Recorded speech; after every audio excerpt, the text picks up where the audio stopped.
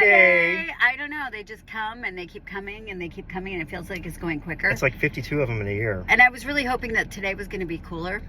It's not. Well, I'm back to wearing a jacket. It was cooler this morning, but it's hot. It's hot. I put a jacket on to walk the dogs and I was like sweating, so it's still hot. How many dogs do you have? Only 4. Only 4. So therefore, to support these 4 dogs, we need to sell real estate. We need to sell real estate. Yeah. So today we went on a tour and I was pleasantly surprised. She was. First she was like, Robert, you owe me. And then it was like, oh, these are really nice. Yes. So we went into 2 homes. And gosh, the thing about homes is it's so personal. So Robert and I walked into a home that happened to be in my parents' subdivision. Yeah.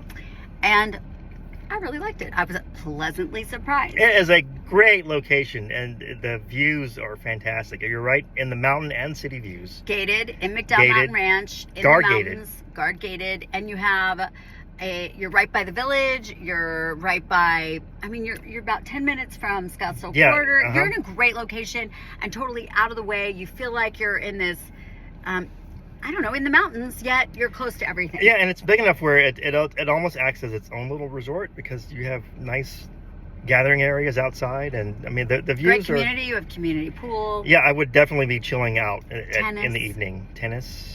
So this house was a big house. I actually really liked it. Now, my parents, on the other hand, they love color. They love diversity. I like that. And so this home was a little bit plain to them. So what one person loves, another person might hate. And that's what's tricky about homes because you're trying to figure out what the masses would like. This home was remodeled to sell. Right. And, you know, you have to know your client. You have to know the psychology of what are they looking for. And if they're looking for color and things, I mean, you obviously have to sell that notion, that idea of, well, we can do that to this. We can add paint. We can add paint. Yeah, but it was a very clean house. you have to know how to make that happen because some people can't do that.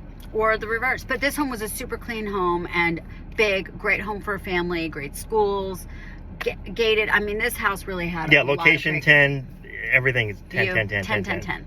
So if you're interested in something like that, we can show that to you. And then we went to another home, which was right where I used to live. Not guard gated, but literally an incredible location. It's off the beaten path, but not too far off the beaten path. I mean, it's easy in and out. Easy in and out. It's close to the village, close to Scottsdale Quarter, Carolyn. Close to dining, shopping. Close to everything. Yeah. And this home was pretty much torn down to the studs and rebuilt. Yeah.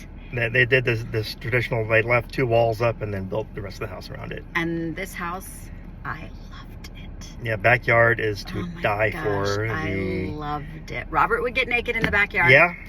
I loved this home. And again, it's all about personal preferences. Now, the one negative about this house is the the primary.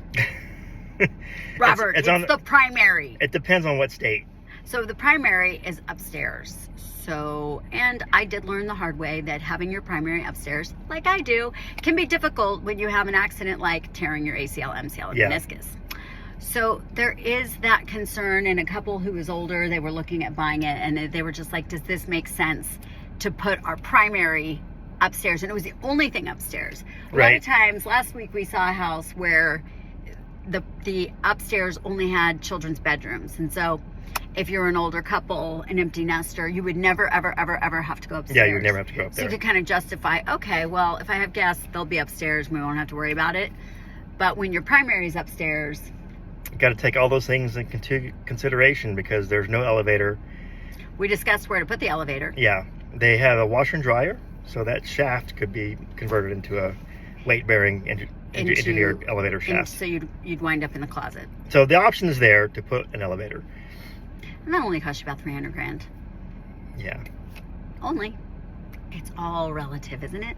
It really is. Like, what do you want? But the home really had great value. It was listed. And charming. Yeah, I mean, I would say its price is about right. How many square feet was it? 3,700. Okay. I loved it. So, hey, if you want to buy me a house for my birthday. It's coming up. My 50th is coming. I'll take it. Yeah. I love the location. I love the interior. I loved I literally loved everything about it. And you know what? I am never going to hurt my leg again. So it's fine that the primary's upstairs. Yeah. Strong like bull. All right. Hey, DM us, call us. We want to show you. Love to help you. And we see it all. And we know it all. We see it all. The areas. And snowbird season's coming and inventory's kicking up to move. Let us help you. So when you move here, call us. All right. Bye. Bye.